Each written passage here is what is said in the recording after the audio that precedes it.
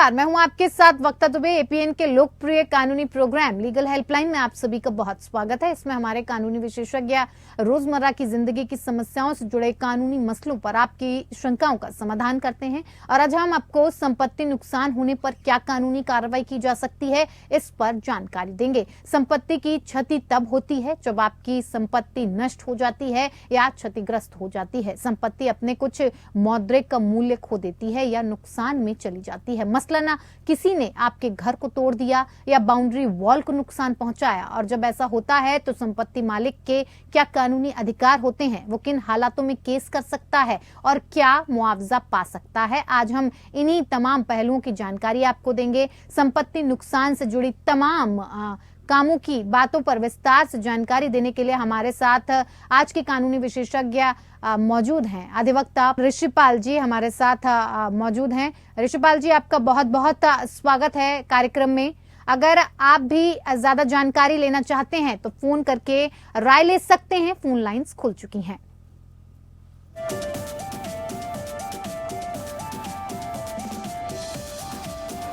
चलिए विषय की जानकारी आपको एक बार फिर से दे देते हैं। संपत्ति नुकसान से जुड़ी कानूनी जानकारी के लिए आपकी टीवी स्क्रीन पर नंबर फ्लैश हो रहे हैं। इन नंबर्स पर आप कॉल करके हमारे साथ जुड़ सकते हैं और इस विषय पर कोई भी आपकी समस्या है या आप इससे जुड़ा हुआ कोई समाधान चाहते हैं तो इन नंबर्स पर कॉल कीजिए। नंबर्स हैं 01206127 01206127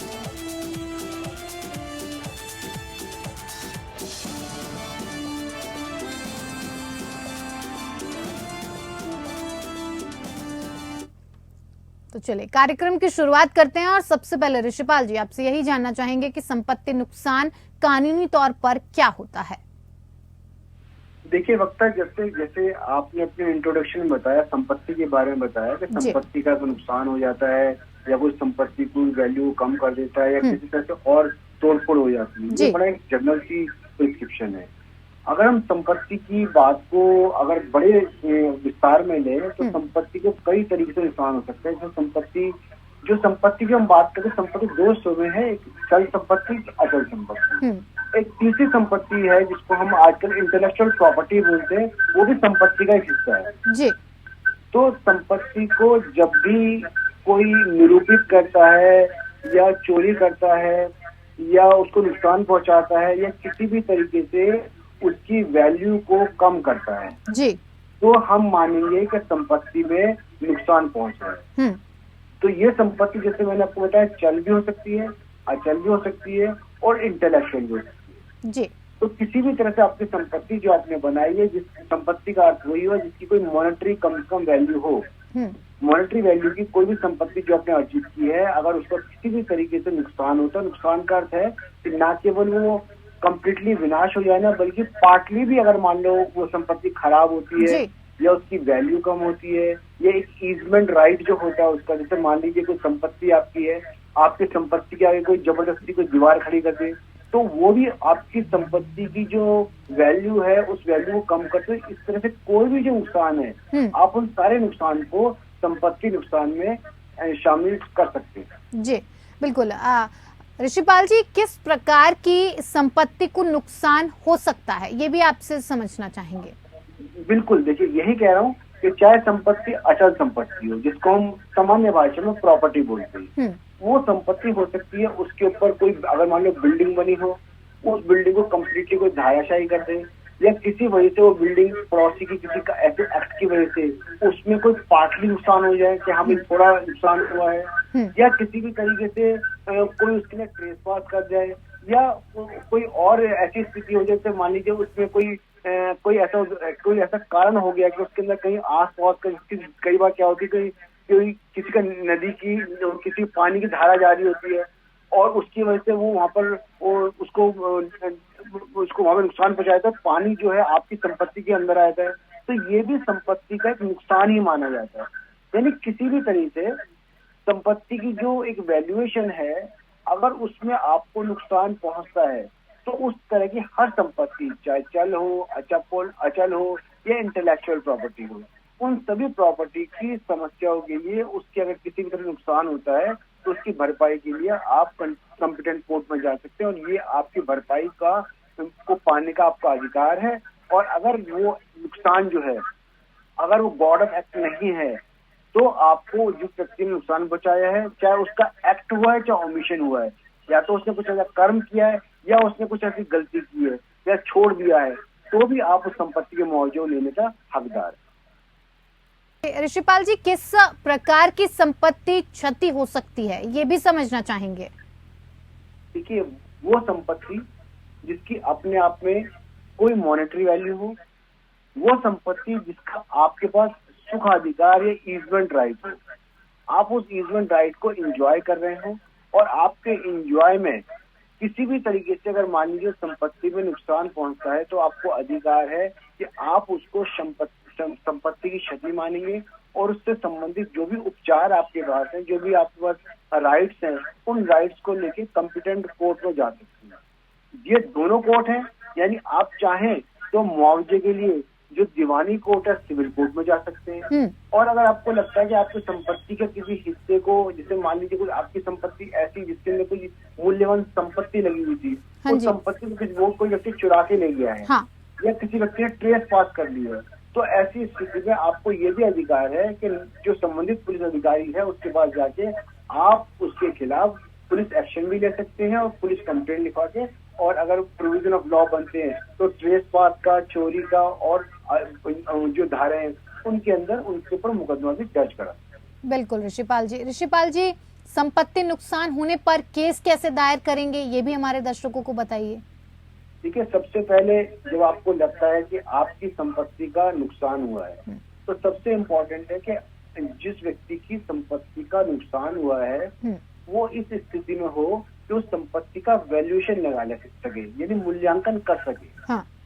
अगर आपको ये पता है कि संपत्ति मान लीजिए टूट गई है संपत्ति, या फॉर एग्जांपल मान लीजिए किसी एक्ट की वजह से संपत्ति धंस गई है, या आपने सुना होगा साथ वाला कोई आदमी अपनी बिल्डिंग बना रहा है, उसके चलते आपकी संपत्ति के अंदर कहीं क्रैक आ गए हैं, या मान लीजिए संपत्ति छुप गई है, या और ज्यादा उसमें नुकसान हो गया है, तो सबसे इम्पोर्टेंट है कि जो गवर्नमेंट अप्रूव्ड वैल्यूअर होता है, आप उसको बुलवाइए। उससे वो वैल्यू तय करेगा कि आपकी संपत्ति को कितना नुकसान हुआ है। उस संपत्ति के नुकसान के साथ वो संपत्ति की वैल्यू, उसके अलावा जो आपको जो मेंटल हरासमेंट हो रही है वो, और जो आप कोर्ट फीस क्लेम कर रहे हैं, जैसे मान लीजिए आप 10 लाख रुपए क्लेम कर रहे हैं, तो नेचुरली 10 लाख की आपको कोर्ट फीस भी देनी पड़ेगी। तो वो कोर्ट फीस, उन सबका टोटल वैल्यूएशन करके आप फिर जो आपका सिविल न्यायालय है वहां जा सकते हैं, और जो कंपनसेशन का जो केस है और डैमेजेस का जो केस है वो उसके खिलाफ आप कर सकते हैं, जिस व्यक्ति की वजह से आपकी संपत्ति में नुकसान पहुंचा। जब आपकी संपत्ति क्षतिग्रस्त हो जाती है तो आपके फिर उस चीज को लेकर क्या कुछ अधिकार हैं, ये भी समझना चाहेंगे।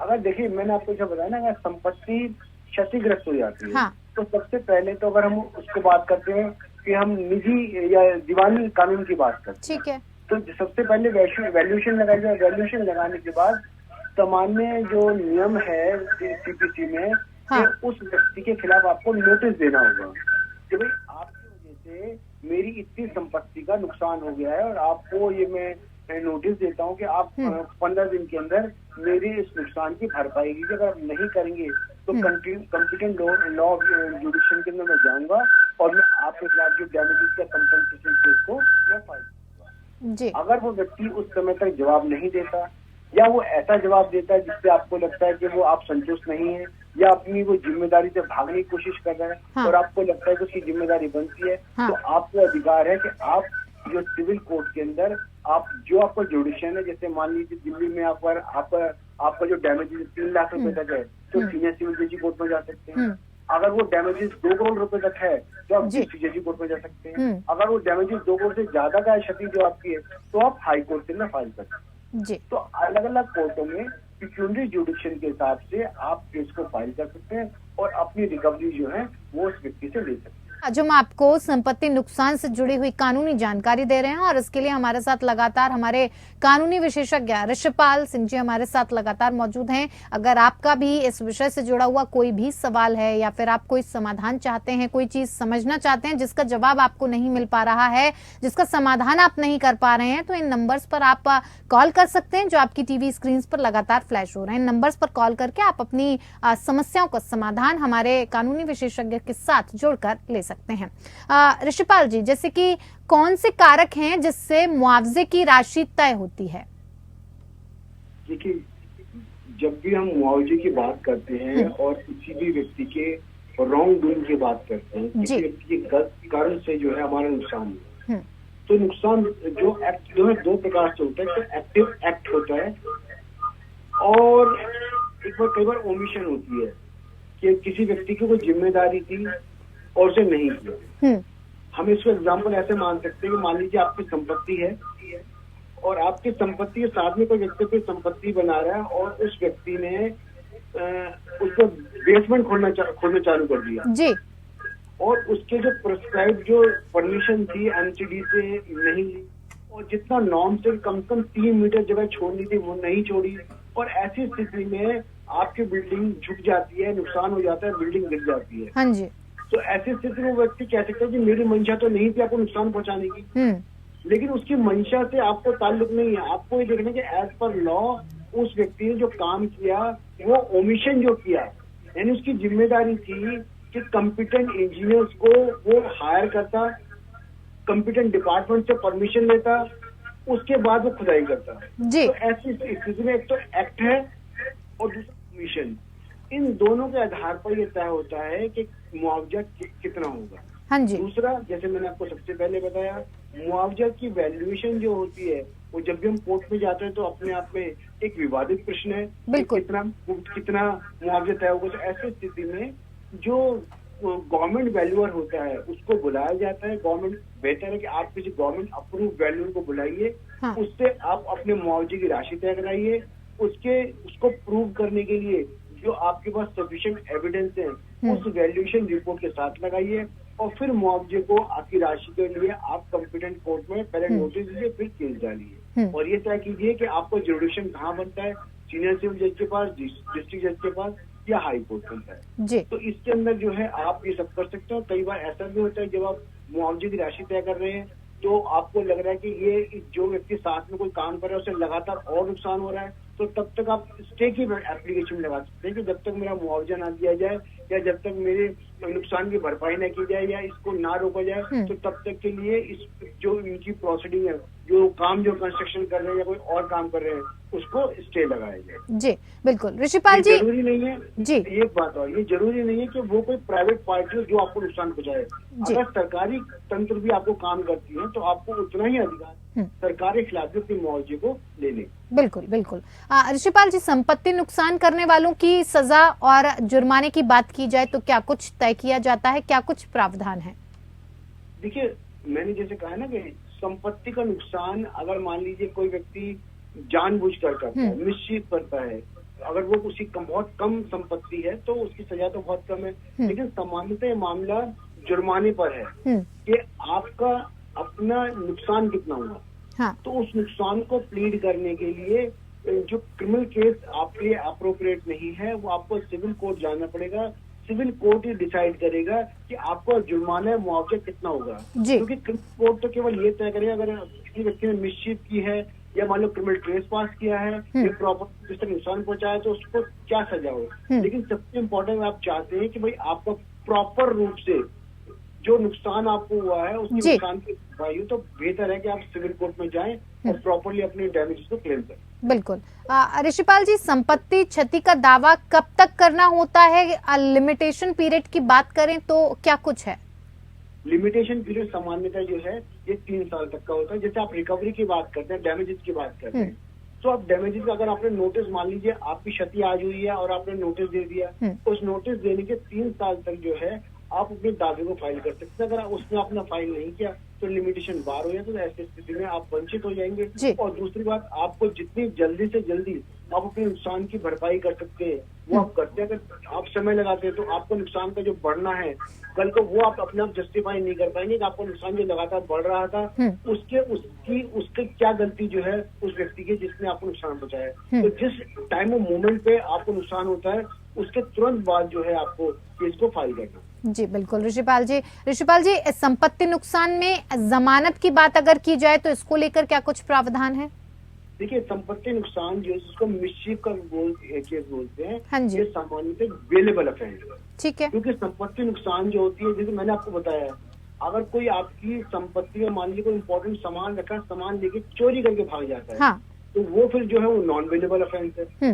तो वो थेफ्ट का अगर केस है तो नॉन वेलेबल है। आपकी संपत्ति में कोई ट्रेस पास कर गया तो वो अपना है। अगर मान लीजिए किसी इलीगल पोजीशन कायम कर लिया तो अलग तरीके से, और सामान्य रूप से मिसचीफ किया, छोटी मोटी क्षति पहुंचाई है तो वो बेलेबल ऑफेंस है। तो ये देखा जाएगा कि संपत्ति की जो नुकसान पहुंचाना है वो किस लेवल का है। बिल्कुल ऋषिपाल जी, आपसे एक आखिरी सवाल का जवाब भी चाहेंगे कि सरकारी संपत्ति नुकसान पर कैसी कानूनी कार्रवाई होती है?